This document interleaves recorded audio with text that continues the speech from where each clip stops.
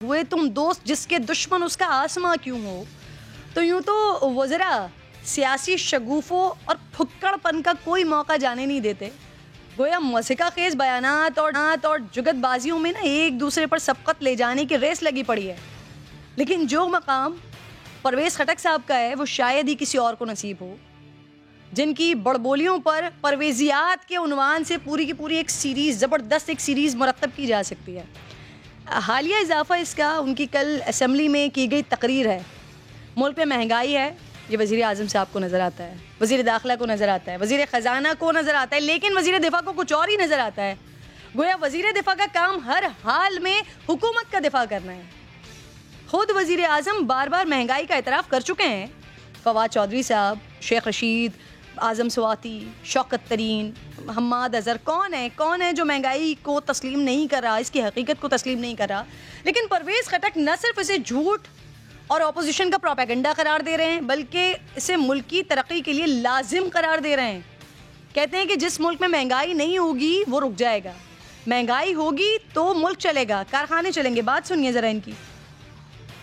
महंगाई है, हम सबको ये एहसास है महंगाई है। मुझे नींद नहीं आती महंगाई के ऊपर। ये सारा एक ड्रामा है, ये अपोजिशन का एक ड्रामा है और ये ड्रामा नहीं चलेगा। जितनी हवा इन्होंने उड़ाई है ये बिल्कुल नजदीक भी नहीं है सच्चाई के। इसमें कोई शक नहीं कि महंगाई है, हम सबको ये एहसास है। आपने महंगाई की बात की और ये बिल्कुल ठीक कहते हैं कि इस वक्त हमारे लोग मुश्किल में, बिजली महंगी है, गैस महंगी है, महंगाई है। दुनिया में महंगाई हर जगह जा रही है, अमेरिका में भी महंगाई हो रही, यूरोप में भी हो रही। रात को अगर मुझे नींद नहीं आती तो इसी चीज़ पे आती है, महंगाई के ऊपर। और महंगाई ख़ास तौर पे उन चीज़ों पे जो कि आम आदमी इस्तेमाल करता है। जिस मुल्क में महंगाई नहीं हो, सब कुछ रुक जाए तो मुल्क रुक जाएगा। महंगाई ऑपोजिशन का ड्रामा है। काश ये बात वज़ीर दिफा वज़ीर आज़म को भी समझा पाते, जिन्हें महंगाई की वजह से, इनकी वजह से नींद नहीं आती है।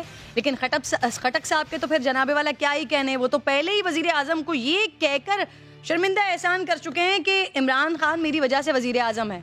और अब वो ऑपोजिशन को खैबर पख्तूनख्वा में गुर्बत ढूंढने का चैलेंज दे रहे हैं।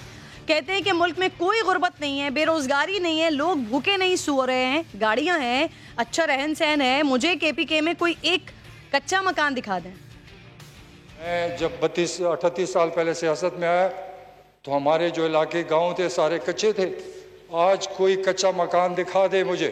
मैं अभी भी कहता हूँ, ये कहता है लोग मुझे निकाल के बताओ कि कौन इस वक्त बेरोज़गार है। तो कहाँ पर गुर्बत आ गई। गाड़ियाँ नहीं थी किसी के पास, मोटरसाइकिल नहीं थे। आज हर एक जो है अच्छी ज़िंदगी गुजार रहा है। ये बिल्कुल गलत प्रोपेगेंडा है कि लोग भूखे हो गए।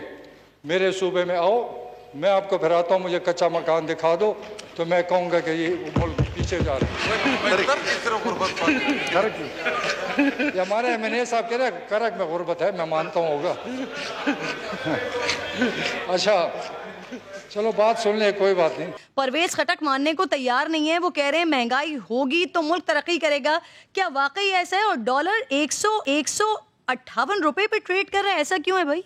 दो चीजें होती हैं, एक होती है मौसम की तब्दीली और एक होती है इंसान की अपनी तब्दीली। यानी कि अगर इंसान बीमार हो रहा हो तो वो इंसान की वजह से हो रहा होता है, और एक मौसम की तब्दीली हो रही होती है।